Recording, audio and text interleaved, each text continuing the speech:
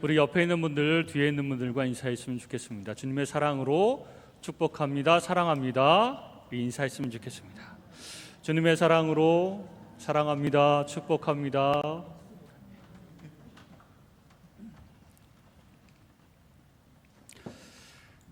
오늘 팔복의 두 번째 시간입니다. 오늘 주님께서는 팔복의 두 번째로 애통하는 자가 복이 있다라고 말씀해 주십니다. 언뜻 생각하면 웃고 행복하게 사는 것이 복인 줄 알았는데 애통하는 자, 슬퍼하는 자가 복이 있다, 이렇게 예수님께서는 말씀해 주셨습니다. 심령의 가난과 함께 따라오는 감정이 바로 애통입니다. 닥터 피어슨 박사님이 그 애통에 대해서 말씀하기를, 여기서 애통이라 함은 우리의 영혼의 궁핍함에 대한 감정을 넘어서서 하나님과 우리 사이를 갈라놓은 불의에 대한 애통함이며, 또 하나님께 반역하고 적대시하던 것에 대한 애통함이다. 이 애통함은 심령의 가난과 항상 동행한다, 이렇게 말씀하였습니다. 제가 이제 필리핀에서 선교사로 사역할 때요, 필리핀 교회에서 사람들에게 간증을 시키면요, 하나같이 울면서 간증합니다. 필리핀 사람들이 굉장히 관계 중심적이면서도 감정적이라서 눈물이 참 많아요. 그런데 하나님의 은혜에 감동하여 우는 것이 아니라 자신의 그 경제적인 문제, 관계의 문제, 또 집안 사정의 문제, 질병의 문제, 이런 것 때문에 자기 처지가 너무 힘들고 서러워서 우는 거죠. 그러니까 하나님의 은혜에 감격하여서 우는 것이 아니라 자기 처지가 힘들어서 울곤 하였습니다. 그리고 하나님께 나아가서 우는데도요, 기도하는데도 울면서 기도합니다. 그래서 처음엔 제가 착각을 했습니다. 저렇게 빨리 신앙이 자라나? 저렇게 빨리 은혜에 감격해서 사람들이 이렇게 신앙적으로 성장하나? 이렇게 생각했는데 그게 아니었습니다. 자신의 처지가 힘들어서 우는 것이었죠. 그런데 그들 중에서 자기 죄에 대해서 울며 기도하는 사람은 한 명도 없었습니다. 그저 자기가 힘들기 때문에 하나님 앞에 우는 것이죠. 이런 눈물도, 이런 슬픔도 하나님께 나아가는데 도움이 좀 되긴 하는데, 하나님의 은혜에 감격하고 또 내 죄에 대해서 슬퍼하면서 우는 것, 그것이 바로 오늘 주님께서 말씀하시는 애통하는 것입니다. 주님께서 말씀하시는 이 애통은 삶에서 고난받고 어려움을 당한 것 때문에 슬퍼하는 애통이 아닙니다. 왜냐하면 마태복음 5장 12절에 보면 의를 위하여 또 예수님을 위하여 박해를 받게 되면 기뻐하고 즐거워하라고 하셨기 때문에 그렇습니다. 그런 삶에서의 어려움은, 신앙 받는 어려움은 주님 안에서 기뻐하고 즐거워하라, 예수님께서 말씀하셨기 때문에 그렇습니다. 이 애통은 타락하여 철저하게 죄인된 것과 그 결과 소망 없음을 깨달았을 때 나오는 슬픔입니다. 내가 이렇게 죄악이 많은데 내가 이 상태로는 절대로 구원받을 수 없고 천국에 갈 수 없구나, 하나님과 다시 관계가 회복될 수 없구나 라는 마음에서, 절망감 속에서 나오는 슬픔이라는 것이죠. 그리고 죄를 끊고 싶은데 죄를 끊을 수 없는 그 무기력감에서 터져나오는 슬픔이 바로 애통입니다. 그러니까 성도의 애통은요, 저주가 아니라 복입니다. 왜냐하면 그 애통을 통하여 하나님께 나아갈 수 있게 되기 때문에 그렇습니다. 오래전에 어떤 분이 설교를 듣고 마음에 찔려서 이런 고백을 한 적이 있습니다. 나는 예수 믿기 전에는 정말 추악한 죄인이었음을 깨닫고 예수님을 믿었는데, 예수 믿은 후에는 내가 이렇게 추악한 죄를 저지르지는 않지만 신기하게 죄에 대해서 더 민감하여졌고, 죄를 끊임없이 짓는 그런 자신의 모습을 바라보면서 죄의 무게가 너무 무겁게 느껴졌다. 심지어 주님을 섬긴다고 했던 일들도 모두 자기중심적으로 그리고 교만한 마음으로 섬겼다는 것을 깨달으면서 너무나도 슬프고 안타깝다 이러면서 탄식하는 간증을 들은 적이 있습니다. 이런 분들이 복받은 자들이죠. 이런 죄에 대한 고민이 없으면 그저 종교인일 뿐이지 참된 크리스찬이 아니라는 것입니다. 그래서 성도의 회개에서 터져나오는 눈물은 우리에게 해가 되는 눈물이 아니라 유익이 되는 눈물인 것입니다. 그러니까 여러분, 나 자신에 대해서 많이 울어야 합니다. 내가 왜 이 정도밖에 안 되지? 나는 왜 이런 죄악들을 끊어내지 못하는 것이지? 거기서 눈물을 흘리면 되는 것입니다. 그렇기 때문에 하나님의 은혜와 도움이 필요한 거구나 라고 가면 이것이 우리에게 복이 된다는 것입니다. 사도 바울도 이런 자아인식의 변화를 거쳤는데요, 갈라디아서 1장 1절에 보면 자기 자신을 소개하면서 나는 사람들에게 임명받아 세워진 사도가 아니라 예수 그리스도와 하나님에 의해서 세워진 사도다라고 주장을 하였습니다. 그로부터 7년 후에 고린도전서 15장 9절에 보면 나는 사도 중에 지극히 작은 자라 내가 하나님의 교회를 핍박하였으므로 사도라 칭함을 받기에 감당치 못할 자로다. 처음에는 나도 사도다, 하나님께 임명받은 사도다, 나를 무시하지 말아라 이렇게 얘기를 했다면 7년 후에는 나는 사도 중에 지극히 작은 사도다, 내가 하나님과 교회를 핍박하였으므로 사도라 칭하는 것도 감당치 못한다 이렇게 고백을 했고요. 그리고 나서 8년 후에 에베소서 3장 8절에 보면 모든 성도 중에 지극히 작은 자보다 더 작은 자다. 사도는커녕 성도 중에서도 보잘것없는 자라는 것이죠. 그러던 바울이 로마에서 죽기 1년 전에 디모데전서 1장 15절에 보면 내가 죄인 중에 괴수로다. 이 말은 죄인 중에서 세상에서 가장 나쁜 죄인이라는 것입니다. 처음엔 내가 사도다, 하나님께 임명받은 사도다, 나를 무시하지 말아라 이렇게 얘기했던 이 사도 바울이 죽을 때가 가까이 와서 나야말로 세상에 가장 나쁜 죄인이구나 라고 하는 것을 고백했다는 것입니다. 이 사도 바울의 자아인식이 완전히 밑바닥까지 내려가는 것이죠. 그렇다면 진짜로 사도 바울은 시간이 지날수록 점점 더 많은 죄를 짓고 더 끔찍한 죄를 지었을까요? 그렇지 않습니다. 사도 바울은 아주 작은 죄라도 그것에 대해서 애통하는 마음이 점점 커졌기 때문에 그렇게 끔찍한 죄를 이제 더 이상 짓지는 않았어도 이 또 작은 죄를 저지를 때마다 애통하는 마음이 점점 더 커지고 죄에 대해서 굉장히 민감한 마음으로 하나님, 오늘도 또 죄를 범했습니다. 나 같은 죄인 희망이 없지만 오직 예수 그리스도께서 은혜로 구원하여 주시니 감사합니다. 그렇게 하면서 늘 자신의 죄에 대해서 애통해 했다는 것입니다. 그것이 성숙한 그리스도인들이 보여주는 그런 모습인 것이죠. 그런가 하면 미성숙한 사람은 내가 뭘 잘못했다고, 나 정도면 충분히 훌륭한 크리스찬이지 않는가? 왜 나를 비난해? 이런 식으로 반응한다고 합니다.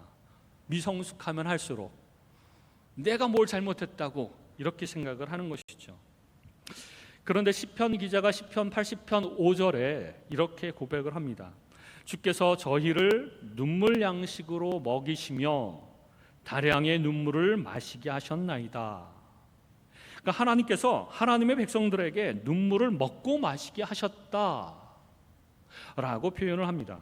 성도 안에 하나님께서 성령을 부으셔서 이 세상의 죄악과 자기 자신의 죄를 확실하게 보고 느끼게 하심으로 애통하게 하신다는 것입니다.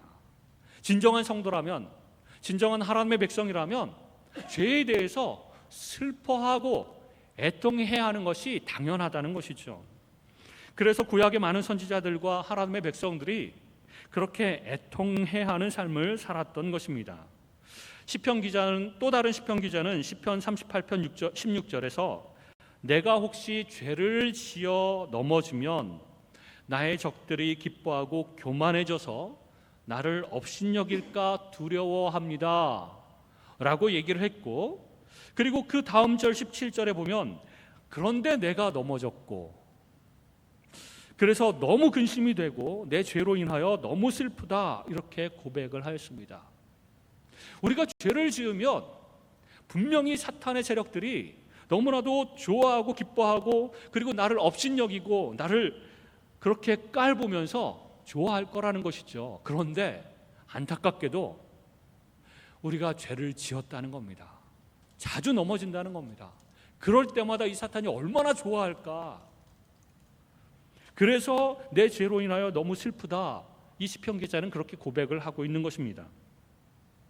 또 다른 시편 기자는 시편 119편 136절에 그들이 주의 법을 지키지 아니하므로, 이게 하나님의 백성들이 주의 법을 지키지 아니하므로 내 눈물이 시냇물같이 흐르나이다, 이렇게 고백을 하고 있습니다. 세상 사람들이 하나님의 법을 무시하고 또 하나님의 백성들조차도 하나님의 법을 무시하고 죄를 짓는 모습을 보면서 마음이 너무 안타까운 것이죠. 그래서 눈물이 시냇물처럼 흘러내리는 것처럼 너무 슬프게 우는 모습을 이 시편 기자가 표현하고 있습니다. 예레미야 선지자를 눈물의 선지자라고 하죠. 예레미야 13장 17절에 예레미야 선지자가 이렇게 고백을 합니다. 너희가 이것을 듣지 아니하면 나의 심령이 너희 교만으로 말미암아 은밀한 곳에서 울 것이며 여호와의 양떼가 사로잡힘으로 말미암아 눈물을 흘려 통곡할 것이다. 이스라엘 백성들이 교만한 마음으로 하나님 말씀을 듣지 않아서 예레미야 선지자는 늘 하나님의 말씀을 대언하면서도 눈물을 흘리면서 슬프게 그렇게 말씀을 전했던 선지자인데, 결국 이스라엘 백성들이 포로로 잡혀가게 될 것을 알고 그때는 내가 통곡을 할 것이다, 이렇게 얘기를 하고 있습니다. 내 자신의 죄에 대해서 그리고 다른 사람들의 죄에 대해서 그거를 느끼면 느낄수록 애통해하는 마음, 그것이 하나님의 백성들이 가져야 될 마음인 것이죠. 누가복음 7장에는요 창녀 하나가 나오는데 향유 옥합을 가지고 예수님 발 곁에 서서 울며 눈물로 그 발을 적시고 자기의 가장 소중한 머리털로 예수님의 발을 닦고 그 발에 입 맞추고 그 비싼 향유를 부었습니다. 자기가 죄인임을 깨달은 자의 애통인 것이죠. 그런데 그것을 바라보고 있었던 바리새인들은 예수님은 왜 저런 더러운 여자하고 상종을 하여 앉아 계실까라고 욕을 했습니다. 그러자 예수님께서는 죄 많은 여인에게, 그렇게 슬피 울면서 그런 행동을 했던 여인에게 무죄를 선언해 버리십니다. 하나님께서 무죄 선언을 받게 될, 하나님에게 무죄 선언을 받게 될 하나님의 백성은 반드시 자기의 죄인됨을 깨닫고 예수님의 발밑에 엎드려 애통하는 자리로 내려가야 합니다. 이 여인처럼 과연 우리에게도 애통함이 있는가? 내 죄에 대해서 너무 안타까워서 그렇게 슬피 우는 애통함이 있는가 살펴보아야 한다는 것이죠. 또 누가복음 18장에는 두 부류의 사람이 하나님 앞에 나와서 기도를 하고 있는데요. 첫 번째는 바리새인이 이렇게 하나님 앞에 하늘을 우러러 쳐다보면서 기도를 합니다. 나는 죄인들과 세리들과 같지 않아서 감사합니다 라며 자신의 의로움을 자랑하면서 기도를 했고요. 또 다른 한 부류가 나오는데 세리가 나와서 기도를 합니다. 제단에서부터 멀리 떨어져서 감히 눈을 들어 하늘을 쳐다보지도 못하고 다만 가슴을 치면서 그렇게 기도를 합니다. 하나님이여 불쌍히 여기소서, 나는 죄인이로소이다 라고 슬프게 고백을 하였습니다. 그러자 이것을 바라보고 있었던 예수님께서는 저 바리새인보다 이 세리가 의롭다, 이렇게 말씀해 주시는 것이죠. 여러분, 우리 죄에 대해서 애통하는 마음이 없으면요, 사실은 하나님의 심판이 우리에게 내려질 뿐입니다. 에스겔서 9장 4절에 보면요, 하나님께서 천사들에게 이렇게 얘기합니다. 예루살렘 성읍 중에 모든 가증한 일 때문에 탄식하며 우는 자에게 그 이마에 표를 그리라. 이 탄식하며 우는 자는 이 세상의 죄악을 바라보면서도 탄식하고 내 죄에 대해서도 회개하며 우는 자들입니다. 그 사람들에게 이마에 표를 그리라 라고 하시고, 그리고 또 다른 천사들 6명에게 이마에 표가 그려진 자만 빼고 다 죽여라. 성읍 중에 다니면서 남녀노소를 불문하고 불쌍히 여기지 말고 다 죽여라. 회개하지 않는 자들, 슬퍼하거나 애통해하지 않는 자들은 다 죽여라. 그리고 이 가증한 죄에 대해서 슬퍼하며 애통해하며 회개하는 자들은 살려두어라. 이렇게 명령하십니다. 애통은 회개이며 하나님 백성의 표식입니다. 예수님께서는 이 죄에 대해서 우는 자들, 애통해하는 자들을 위하여 우리 대신 슬픔을 담당하시고, 이사야서 53장 4절의 예언처럼 우리의 슬픔을 담당하시고 우리를 위로하시고 우리를 회복시키시는 분이십니다. 예수님께서도 이 땅에 살아 계실 때 공생의 기간 동안에 딱 2번 눈물을 흘리셨습니다. 첫 번째는 나사로의 무덤 앞에서 우십니다. 요한복음 11장 35절에 보면 예수께서 눈물을 흘리시더라. 영어 성경에는 이 절이 35절이 가장 짧은 절로 되어 있습니다. Jesus wept 이렇게 되어 있습니다. 나사로가 죽은 것 때문에 예수님께서 슬퍼서 운 것은 아닙니다. 예수님이 일부러 나사로가 죽을 때까지 기다리다가 오셨기 때문에 슬플 이유가 없습니다. 게다가 조금 있다가 금방 5분 있다가 살리실 건데 나사로가 죽은 것 때문에 슬퍼서 우신 것은 아닙니다. 그러면 왜 우셨을까요? 요한복음 11장 33절에 보면 마리아와 마르다와 그리고 장례식에 참여한 모든 유대인들이 나사로의 죽음 자체만을 가지고 슬피 우는 것을 보시고 예수님께서는 심령에 비통히 여기시고 불쌍히 여기셨다 이렇게 표현하고 있습니다. 그리고 난 다음에 예수님께서 우셨는데, 예수님께서 우신 까닭은 사람들의 죄 때문에, 그리고 죄의 결과인 그 죽음 때문에 그것을 보시고 우신 것입니다. 그리고 나서 죄의 결과인 죽음을 향해서 명령하십니다. 나사로야 나오너라. 무덤문을 열라고 하신 다음에 나사로야 나오너라 이렇게 말씀하시면서 나사로를 살려주시고 회복시켜 주십니다. 예수님은 우리의 죄 때문에 눈물을 흘리시고 불쌍히 여기시면서 눈물을 흘리시면서 동시에 눈물을 흘리신 다음에 우리의 죄로 인한 죽음이든지 우리의 상태든지 저주의 상태든지 그것을 회복시켜 주시는 것입니다. 예수님 다시 한 번 더 우시는데요. 누가복음 19장 41절에 보면 예루살렘 성을 보시면서 우십니다. 예루살렘은 죄악에 물든 하나님의 백성들을 상징하고 있는데요. 그 예루살렘이 죄악이 너무나도 가득 차서 곧 멸망할 것을 아시기 때문에 그것을 생각하시면서 우십니다. 그리고 그 죄악으로 완전히 파괴될 것을 예언하시면서 그 44절에 보면 돌 하나도 돌 위에 남기지 아니하리니 완전히 파괴될 것이다 라고 예언을 하십니다. 그런데 예수님께서 우실 때는 조금 전에 나사로의 사건처럼 예수님이 우실 때는 반드시 회복과 구원이 전제되어 있습니다. 그래서 요한계시록에서는 회복된 새 예루살렘이 내려옵니다. 지상에서 있는 그 예루살렘은 죄악으로 인해서 완전히 파괴되었지만 이제 하나님께서 새 예루살렘을 다시 아름답게 만들어 가실 것이다 라는 것이죠. 요한계시록 21장 2절에 보면 또 내가 보매 거룩한 성 새 예루살렘이 하나님께로부터 하늘에서 내려오니 그 준비한 것이 신부가 남편을 위하여 단장한 것 같더라. 너무나도 아름답고 예쁘게 단장하여서 그 새 예루살렘이 내려오는데, 그 예루살렘은 바로 성도를 상징하는 것입니다.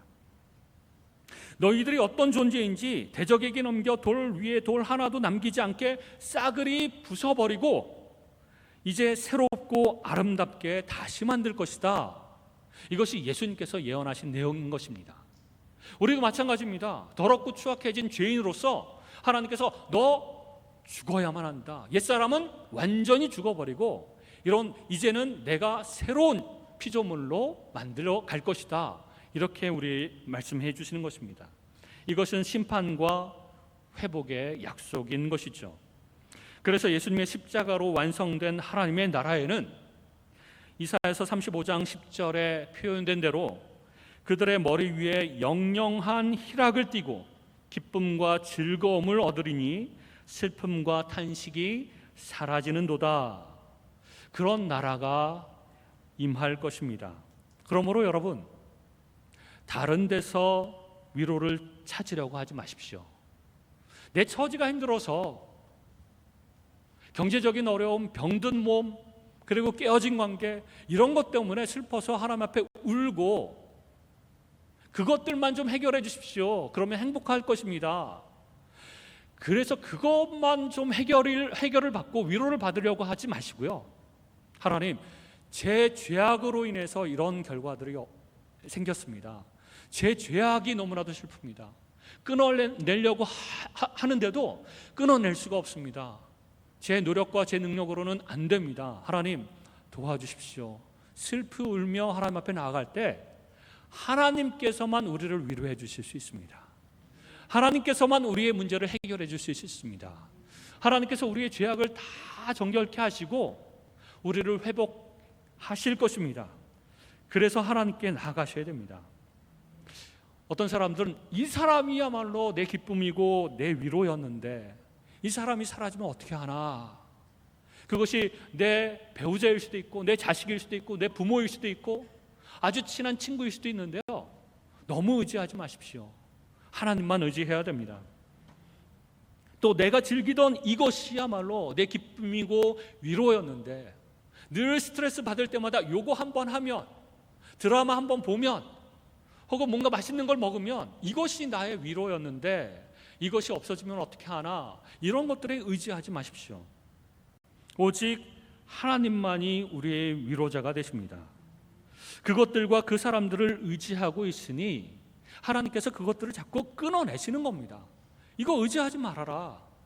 하나님만 의지해라. 그럴 때 하나님이 너희를 위로해 주실 것이다 라는 것이죠. 그리고 다른 거 슬퍼하면서 애통해하지 말고 너의 죄에 대해서, 그리고 이 세상에, 그리고 이 공동체에 대한 이 죄에 대해서 슬피 울며 하나님 앞에 기도해라.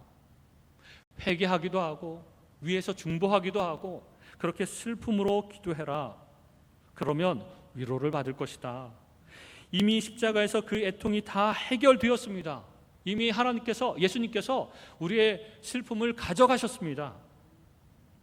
그러므로 하나님께서는 위로하시고 다시 회복하실 것입니다. 그런데 오늘 본문에 나오는 애통하는 자는 이라는 애통한다라는 단어는 현재형인데요, 헬라어에서 현재 시제는 현재 진행형을 말합니다. 계속해서 애통하는 자들은 복이 있나니 라는 뜻입니다.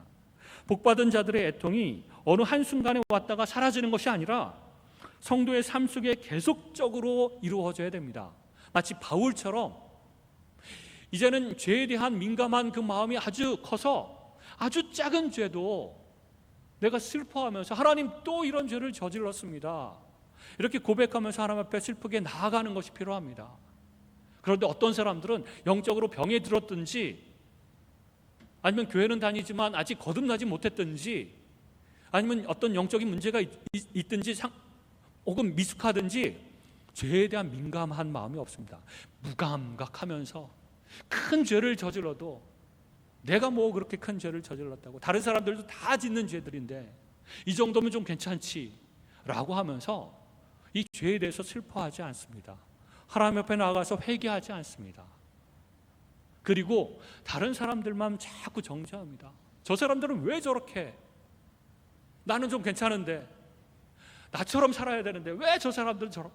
그렇게 되면 아까 성전에서 기도했던 바리새인들처럼, 하나님, 나는 이 정도로 된 것 감사합니다.